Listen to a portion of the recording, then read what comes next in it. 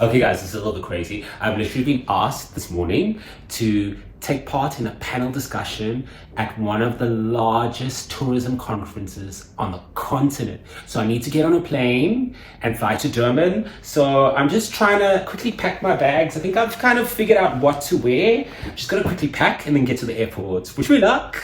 We all need to be more evangelical about our country.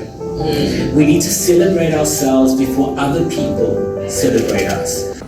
So I'm only going to Durban for one night and one day, but I thought this would be a good opportunity for me to show you how I optimize storage when I'm packing my Samsonite light box.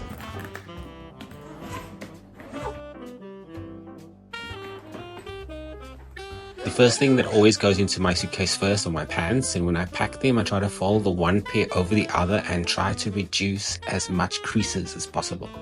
That's pretty much the same principle I apply to packing other items like shirts and t-shirts and jackets, folding them as little as possible to reduce creases.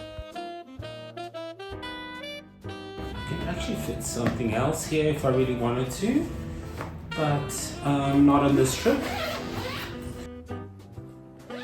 Now, the older you get, the more important it is to have a good night's sleep. That for me is true luxury. So this foam pillow is probably the most important thing I travel with.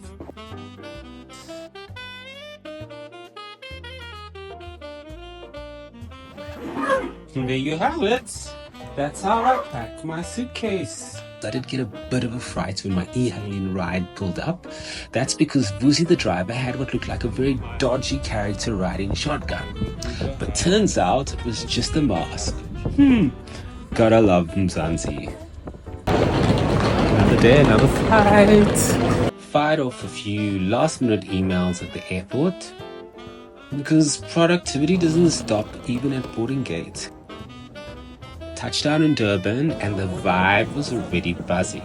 At King Shaka we were told to follow the floor markings, kind of like a multicolored breadcrumb trail, all the way to the shuttles waiting to ferry guests to this year's Africa's Travel Indaba. Checked into my hotel and got a warm welcome, although they did mix up my name. Next morning I did a quick stretch session outside on the terrace with the stunning Durban coastline as my view. Then showered, dressed in Fundutsi of course, and then made my way to the venue. The Durban ICC is ground central for Africa's Travel Indaba, which is one of the country's biggest tourism marketing events. I arrived just as London Gobo, Africa's first female dreadmaster, was delivering a powerhouse keynote to a packed room. Struggles make me believe that I am nothing and I am born from nothing. I carry the heartbeats of women who lead villages empty-handedly, but full of hearts. Who do you think you are?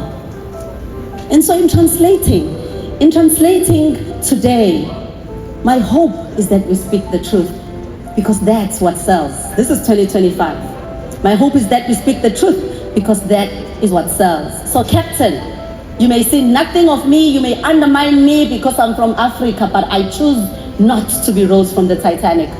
I choose to captain the Titanic. But no time to catch my breath because it was my turn to hit the stage. I was part of a panel moderated by the brilliant Lynette Ntuli with fellow panelists Sipho Sikakani, CEO of a thriving advisory firm, and the trailblazing Makosi Msimango, who makes it possible for international tourists to experience rare private tours of Zulu royal palaces. We all need to be more evangelical about our country. We need to celebrate ourselves before other people celebrate us. From this point of view, but we've got these jewels all around us and we don't explore them. So my journey and my policy and my mission is just to open our eyes, not just about Venda or about Fundutsi, and I'm not Venda or Fundutsi, obviously. But I mean, let's embrace all aspects of our culture and tell people those stories. So that's what I try to do, and that for me is all about the localization, is finding the jewels in our country and finding ways to tell those stories in impactful ways and celebrate the community and allow them to collaborate with us to also embrace these stories and become viable through that. It really was an honor to share my journey and to speak about how I'm using my voice to champion South Africa's ecological treasures. Thank you, Travel Indaba. Back to Joburg and back to business. As part of my night job, I headed to the opening of a deeply contemplative exhibition by Neill Wright. His new body of work, titled We Turned Off the Road, is a layered, introspective journey, well worth experiencing. Then it's a quick dash to Sandton for a fashion film screening, which formed part of the opening of the latest chapter in the success story that is GalxBoy. From Durban's coastline to Joburg's style scene, just another week in my life.